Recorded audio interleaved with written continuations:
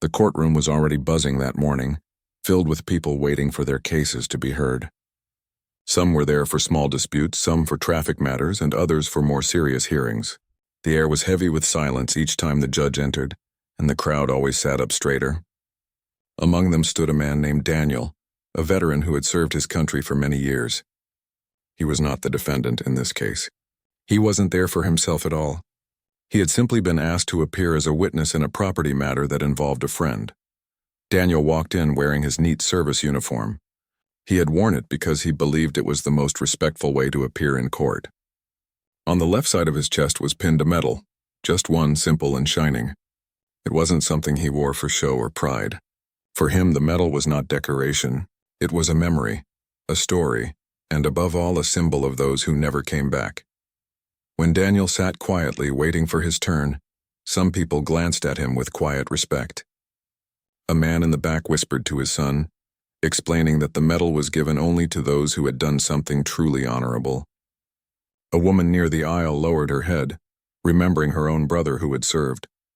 Even in silence, Daniel carried an air of dignity that made people notice him without him trying. The judge entered the courtroom and everyone rose, then sat again. The hearing began with routine matters. Papers shuffled, lawyers spoke, and cases moved along. Daniel waited patiently, his posture straight, his eyes calm. Finally, his friend's case was called. Daniel stepped forward to take his place as a witness. It was at that moment that the judge's eyes fell on him. The robe-clad figure looked Daniel up and down and stopped at the medal pinned to his chest. His expression changed as though he saw something out of order. He frowned slightly, then cleared his throat. The room grew quiet. "Remove that medal," the judge said sharply. His voice was firm, cutting through the silence. At first, Daniel thought he had misheard. He stood still, unsure if the order was meant for him. He glanced at the judge politely, hoping perhaps it was a mistake. But the judge repeated himself. "This is a courtroom, not a place for display. Take it off."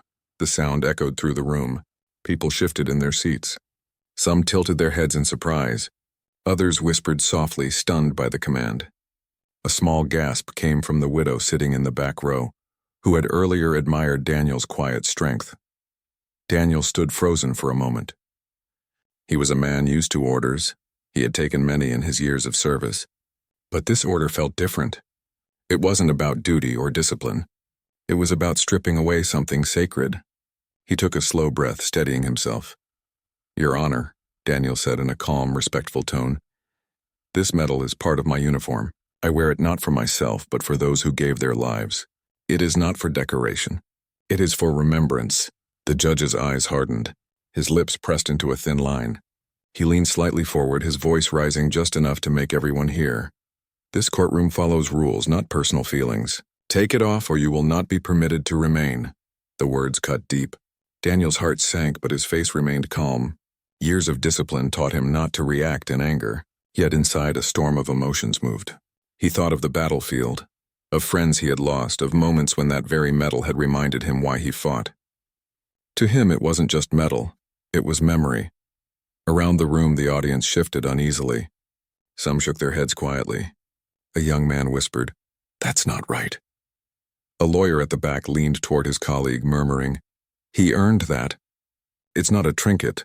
But no one dared speak out loud against the judge. Authority held the room in silence. Daniel lowered his eyes for a brief second. He looked down at the medal. His reflection glimmered faintly on its surface. In that moment, he felt as though every sacrifice, every tear, and every memory was tied to that small piece of metal. But the judge's voice still echoed in the room, sharp and unbending. He reached up slowly, his fingers steady though his chest felt heavy. Carefully he unclipped the medal and held it in his hand. The courtroom was so quiet that even the sound of the pin clicking loose was heard. With gentle care, he placed the medal on the witness bench before him. His actions carried no defiance, only dignity. He was not bowing down to shame. He was respecting the order, but he did it in a way that still honored what the medal meant.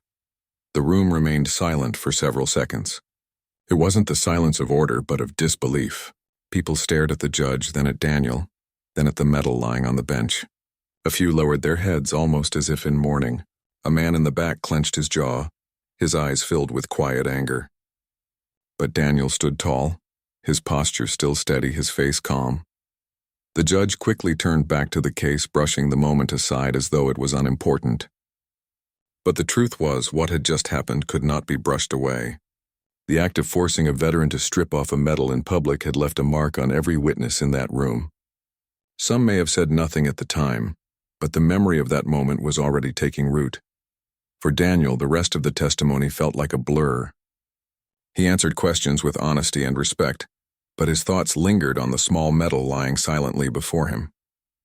Each glance toward it reminded him of what had just taken place, yet he did not let his voice waver. He spoke with the same calm dignity he had carried throughout his service. When the testimony ended, Daniel collected his things. Before leaving the stand, he gently picked up the medal. He looked at it for a brief second, then pinned it back onto his uniform as he stepped away. No words were spoken, but the gesture itself was powerful. It was as if he was saying, "You cannot take this honor away." As he walked out of the courtroom, people turned their heads to follow him. Some nodded quietly in respect. The widow in the back row wiped her eyes again, whispering a prayer under her breath. A young man near the door straightened his posture almost instinctively, as though saluting silently. Outside, Daniel breathed in the fresh air. He didn't know that this small incident would travel beyond those walls. He didn't know that whispers would turn into conversations, and conversations into headlines. For now, he only knew that he had done what was asked of him without losing his dignity. What had happened inside would not be forgotten. It would spread from voice to voice, from a courtroom audience to the wider public. But in that moment, Daniel only walked quietly toward his car, his uniform straight, his medal shining once more on his chest. And behind him, the courthouse still held the silence of what had just occurred. A silence that was about to grow louder than the judge ever expected. The morning after the hearing, Daniel woke up early, just as he always did. Old habits from his years in service never left him. He made coffee, stepped out onto the porch, and tried to shake off the heaviness from the previous day. The medal, which he had gently placed back into its case, sat on the table beside him. He looked at it quietly, remembering the moment when the judge had ordered him to take it off. It was supposed to be just another day in court, nothing special, but what had happened there lingered in his heart. He had followed orders his entire life, but this order had felt different. It wasn't about duty. It wasn't about protecting people or serving the country. It was about taking away something sacred in front of a room full of strangers.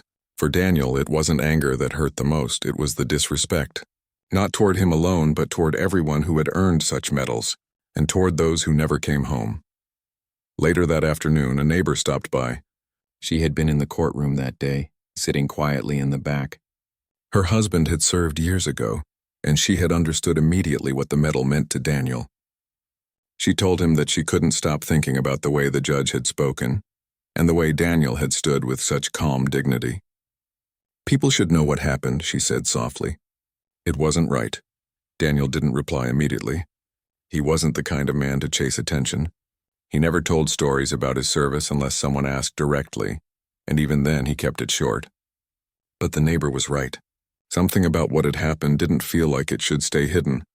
By evening, word had spread around town. Some who had been in the courtroom retold the story to friends who passed it on to others. It wasn't long before a local journalist heard whispers and decided to reach out. The reporter called Daniel, asking if he would be willing to share what happened. Daniel hesitated but finally agreed, as long as the focus was not on him, but on the meaning of the medal. The article appeared in the weekend edition of the small-town paper. It was simple and respectful. The headline read, "Veteran asked to remove medal in courtroom." Inside, it told the story step by step, the order, Daniel's calm explanation, and the silence that followed.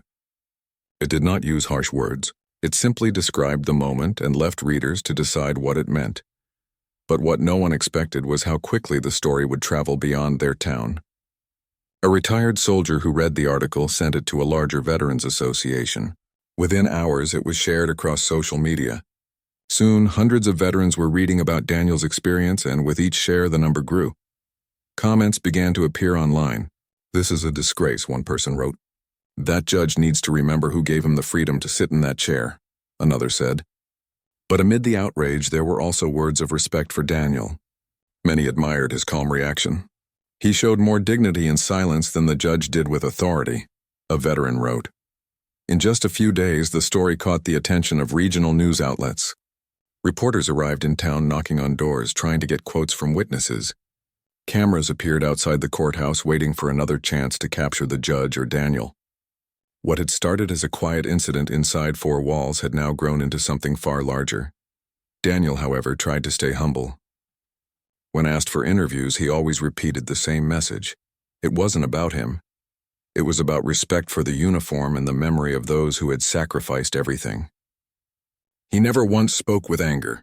His words were steady, calm, and full of quiet strength. That humility only made people respect him more. Meanwhile, inside the courthouse, the judge was beginning to feel the pressure. At first, he dismissed the reaction as noise. He told his staff it was being exaggerated.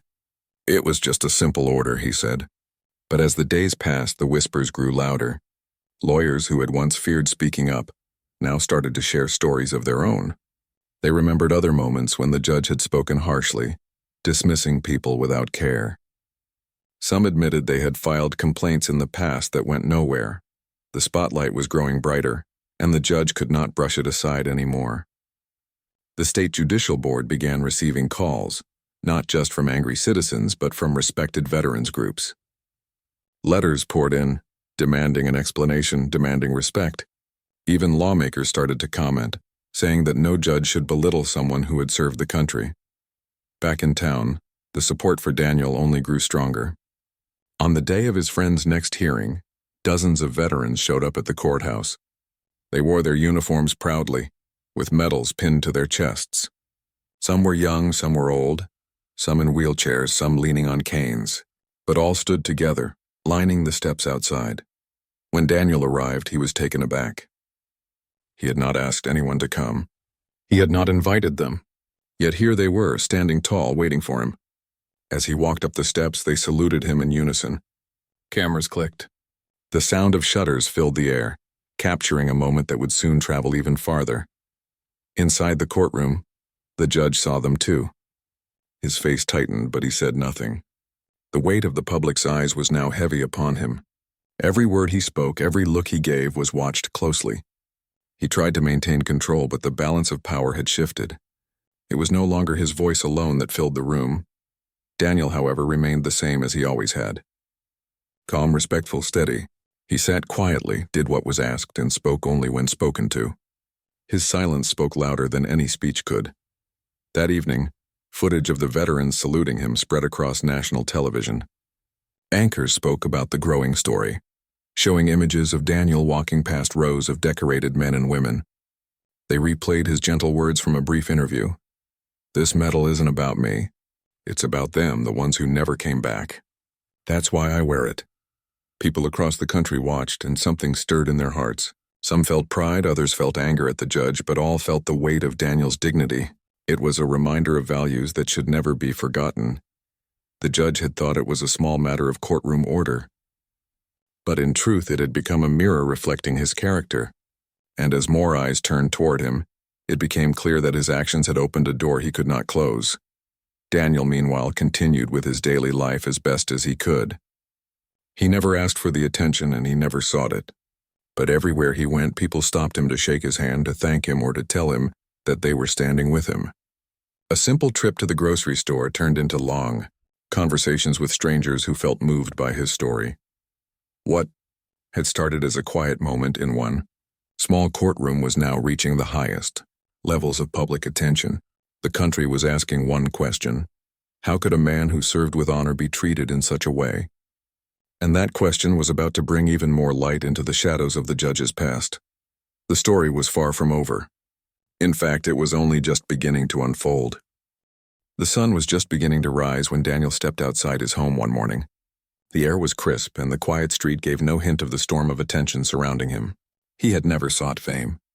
He had never wanted cameras or reporters at his door.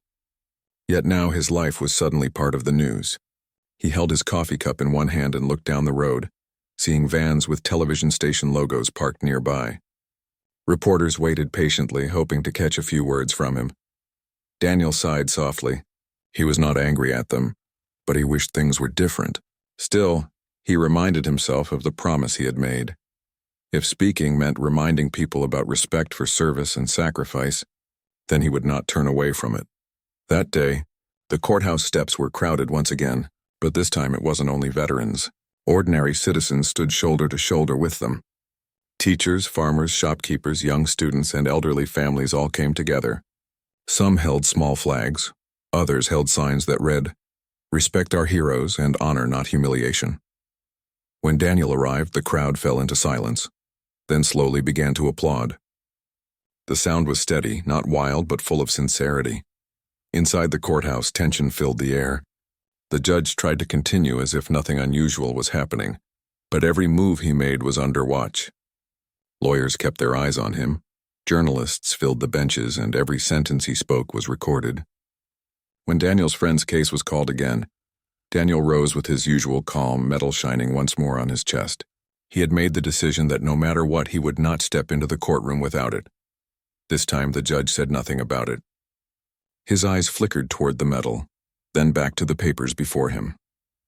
He knew the world was watching, yet his silence only highlighted the difference between the first hearing and now. The public had forced a change even if the judge did not admit it. As the hearing went on, something unusual happened. Veterans sitting in the benches began to nod whenever Daniel spoke. They felt he was speaking for them, not just as a witness in a property case, but as a representative of every soldier who had once been silenced. Daniel himself did not think of it that way, but his calm words carried more weight than anyone expected. By the afternoon, videos of the scene began spreading online. Clips showed Daniel walking past cheering crowds, veterans saluting him, and the judge sitting stiffly in his chair, unable to command the same authority as before. Anchors on national television played the footage again and again, discussing what it meant. Some called it a turning point. Others described it as a symbol of how one small act could uncover something much larger. As attention grew, people began asking deeper questions. Who was this judge? Was this the first time he had treated someone with such coldness? Slowly, old stories began to surface. A mother remembered how he had once dismissed her while she begged for leniency for her son.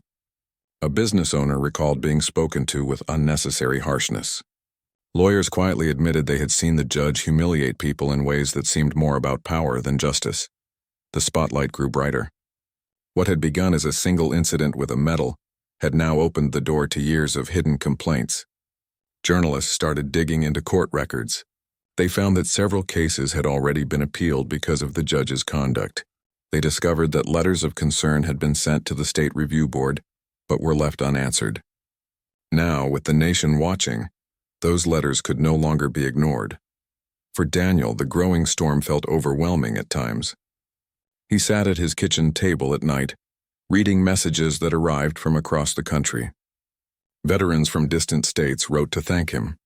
Families of fallen soldiers sent words of gratitude, saying that his quiet dignity had reminded the world of their loved ones' sacrifices. Students wrote essays about him in their schools, describing him as a symbol of respect. Yet Daniel remained the same. He never called himself a hero. He never demanded recognition. When asked about the attention, he always gave the same answer. This isn't about me. It's about what the medal stands for. At a local community hall, a veterans group invited Daniel to speak. The room was packed with people standing along the walls because every seat was taken. He walked to the podium slowly, holding his notes but barely looking at them. When he began to speak, his voice was calm and steady. I wore this medal because it reminds me of the men and women who stood beside me, many of whom did not come back. It is not a piece of decoration. It is not for show. It is a promise that we will never forget those who gave everything. When I was asked to remove it, I felt for a moment as though their memory was being pushed aside. But I will never let that memory fade, and I know you won't either. The hall erupted into applause, but Daniel simply bowed his head slightly and stepped away. He never spoke more than needed, yet his words stayed with everyone who heard them. The speech was recorded and soon went viral, shared across every platform. Meanwhile, the judge tried to defend himself. In an interview, he claimed he had only been enforcing courtroom decorum. But the public did not accept his reasoning. They compared his stiff words with Daniel's humble tone, and the contrast was undeniable. One seemed full of excuses, while the other was filled with quiet honor. More veterans began to organize. They planned peaceful gatherings outside courthouses across the state. At each event, they wore their uniforms, their medals pinned proudly to their chests. They stood silently, saluting for 1 full minute in memory of those who had been disrespected. Pictures of these gatherings filled newspapers and television screens. The message was clear: dignity cannot be ordered off. In living rooms across the country, families discussed the story. Children asked their parents about medals, and parents explained the meaning of service and sacrifice. Teachers used Daniel's story as a lesson in respect. Slowly, the incident was no longer just about one courtroom or one judge. It had become a national conversation about values. Daniel watched all this unfold with quiet amazement. He still went about his daily chores, tending to his garden, helping neighbors, and keeping his life simple. But wherever he went, people stopped to thank him. A cashier at the grocery store whispered, "You made us proud." A school bus driver shook his hand, saying, "My father served, and you reminded me of him." At night, as he placed the medal back into its case, Daniel thought of his fallen comrades. He whispered a few words of gratitude, as if speaking to them directly. He felt they were the true reason people were standing up now. He was only a voice, but the strength came from their memory. The judge, however, could not escape the growing shadow over his career.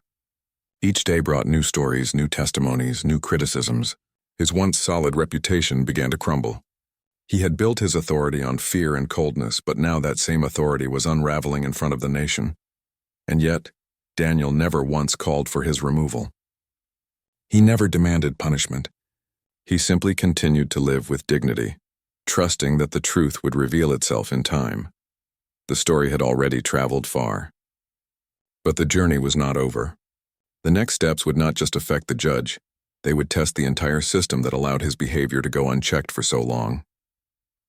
The weeks that followed were unlike anything the courthouse had seen before. What had started as a single command from a judge now grew into a wide investigation. The state judicial board, which had once stayed quiet about complaints, could no longer ignore the flood of letters, phone calls, and petitions arriving every day. Boxes of envelopes piled up in their offices, many of them from veterans, families of soldiers, and ordinary citizens. Each letter carried the same message: respect cannot be demanded through fear, and those who serve the country deserve dignity. News reporters stayed on the story. Every channel carried new interviews, and more people came forward to speak about the judge's behavior. A young woman shared how she had once stood trembling in front of him, only to be spoken to with words that made her feel small and powerless. A business owner remembered how he had been mocked for not knowing certain legal terms. Slowly, a picture began to form, a pattern of arrogance, not just one mistake. Meanwhile, Daniel's life became even more public. He received invitations to speak at gatherings across the state. Veterans' halls, community centers, even schools wanted to hear his story. Each time he told it with the same calm tone. He never raised his voice, never attacked the judge, never sought revenge. He simply told the truth and reminded people why the medal mattered. One evening, he was invited to a town hall meeting where citizens gathered to talk about justice. The room was filled to capacity with people standing outside, listening through open windows. When Daniel walked in, the crowd stood in silence, then clapped gently as he took the microphone. "I am not here to seek punishment," Daniel said, his voice steady. "I am here to ask for respect, for the uniform, for the sacrifices, and for the values we claim to hold dear. This medal is not mine alone. It belongs to every man and woman who stood beside me. When it was ordered off my chest, it felt as if their memory was being pushed aside. We cannot allow that to happen. Respect costs nothing, but it means everything." The hall erupted with applause, and many wiped their eyes. Daniel's words traveled far beyond the small town. The clip was broadcast on national television and shared endlessly online. His humility made him a symbol of honor. Behind the scenes, however, the judge's world was collapsing. He attended closed meetings with his advisors, trying to find a way to defend his actions. But each attempt only made things worse. When he claimed that he was simply enforcing rules, people pointed out that no rule required stripping a veteran of his medal. When he said the reaction was overblown, people remembered the silence of the courtroom and how deeply the moment had affected everyone there. The judicial board launched a formal inquiry. Teams of investigators went through years of his rulings, interviews, and complaints. Former clerks spoke about the atmosphere in his chambers. describing it as tense and unforgiving. Lawyers gave testimony about the disrespect they had endured. Even staff members admitted they had been afraid to challenge him. The inquiry uncovered more than anyone had expected. While all this unfolded, Daniel tried to keep his life simple. He still rose early each morning, brewed his coffee, and tended to his garden. Neighbors often came by to thank him, sometimes leaving homemade meals at his door. Strangers wrote letters of support, some sharing their own stories of feeling disrespected in court. Daniel read them quietly, humbled by the way his simple act of calmness had touched so many lives. One afternoon, Daniel received an invitation to speak at a major veterans event in the state capitol. At first he hesitated. He had never enjoyed standing in the spotlight. But he also knew this was a chance to speak for those who could no longer speak for themselves. He agreed, and when the day came, he stood before a crowd of thousands, medals shining on every chest. "I stand here not as a hero," Daniel told them, "but as a man who carried a medal into a courtroom and was asked to take it off." That moment was not about me, it was about us. It was about whether we, as a people, remember to honor sacrifice when it is most needed. We must remind those in power that authority is not a weapon. It is a responsibility. The crowd erupted into cheers, many veterans saluting him as he stepped down from the stage. The image of Daniel walking away, head bowed humbly, metal gleaming under the lights, became a powerful photograph published across the nation. The judge, watching from afar, knew his career was in serious danger. His colleagues no longer defended him. His name became linked not with justice but with disrespect. Every day, new headlines reminded the public of what he had done, and every day Daniel's calm dignity stood in contrast. Soon, the state announced that a public disciplinary hearing would be held. The judge would face a panel, and evidence of his behavior over the years would be presented. Citizens were allowed to attend, and within hours of the announcement, every seat was filled. Veterans traveled from across the country, determined to witness the moment. On the day of the hearing, the courthouse steps looked more like a national gathering. Rows of veterans stood in silence, medals pinned to their uniforms. Families held signs that said, "Honor those who serve and respect is justice." Cameras lined the street, broadcasting every moment live. Inside, Daniel took his seat quietly among the audience. He did not speak. He did not need to. His presence alone was enough to remind everyone why they were there. The judge walked in looking smaller than he ever had before, his once commanding expression replaced with unease. The hearing began. Witness after witness came forward to speak. Lawyers, citizens, and staff members told their stories. Some spoke with trembling voices, others with firmness, but all painted the same picture: a man who had used his position to belittle, not to serve. The medal incident became the final straw, the spark that had set off a fire too big to ignore. Daniel sat silently, listening. He never once raised his voice or added to the accusations. He only bowed his head when the story of the medal was retold, as if remembering the weight of that moment all over again. But around him, people saw his calm strength and felt inspired. By the end of the hearing, the decision was clear. The judge's career could not survive. His years of unchecked behavior had been exposed, and the public would accept nothing less than accountability. That night, as Daniel walked home under the stars, he thought not of victory, but of responsibility. He hoped the story would remind others in power that their role was to serve, not to command. He touched the medal pinned to his chest and whispered a quiet promise to his fallen comrades. Their memory had not been silenced. The world now waited for the official verdict. But even before it came, the judge's reputation was already broken. Daniel, on the other hand, had become a symbol of something greater than himself, and the story was about to reach its final chapter. The day of the verdict finally arrived, and the atmosphere around the courthouse was unlike anything seen before. People gathered from early morning, long before the sun had fully risen. Veterans stood in neat lines, their uniforms pressed, their medals pinned proudly on their chests. Families carried flags, children waved small banners, and ordinary citizens filled the sidewalks. It was not just a legal hearing anymore. It had become a symbol of respect, dignity, and accountability. Daniel arrived quietly, just as he always did. He walked slowly up the courthouse steps, nodding to those who saluted him. Cameras flashed as reporters called his name, but he gave no speeches. His calm presence was enough. In his heart, he knew this day was not about revenge. It was about truth. Inside, the courtroom was silent when the panel of judges entered. The accused judge sat at the front, his face pale and tense. The once confident man now seemed smaller, as if the weight of the past weeks had pressed down on him. Papers shuffled, whispers faded, and the room waited for the decision. The lead judge spoke firmly, recounting the findings of the inquiry. Years of complaints had been confirmed. Witnesses had testified about disrespect, arrogance, and misuse of authority. The medal incident, the lead judge said, had become the clearest example of how power, when used without humility, could wound the very people it was meant to serve. As the verdict was read, the words echoed in every corner of the courtroom. The judge was found guilty of misconduct and stripped of his position. His career was officially over. For a long moment, silence hung in the air. Then slowly, applause began. It was not wild or mocking, it was steady, filled with relief. The sound grew, spreading through the room and out into the streets where crowds cheered with pride. Daniel sat quietly, his eyes lowered. He felt no joy at another man's downfall. What he felt was closure. The medal he had been told to remove was still pinned firmly to his chest, shining in the light of the courtroom. It was not victory for him alone.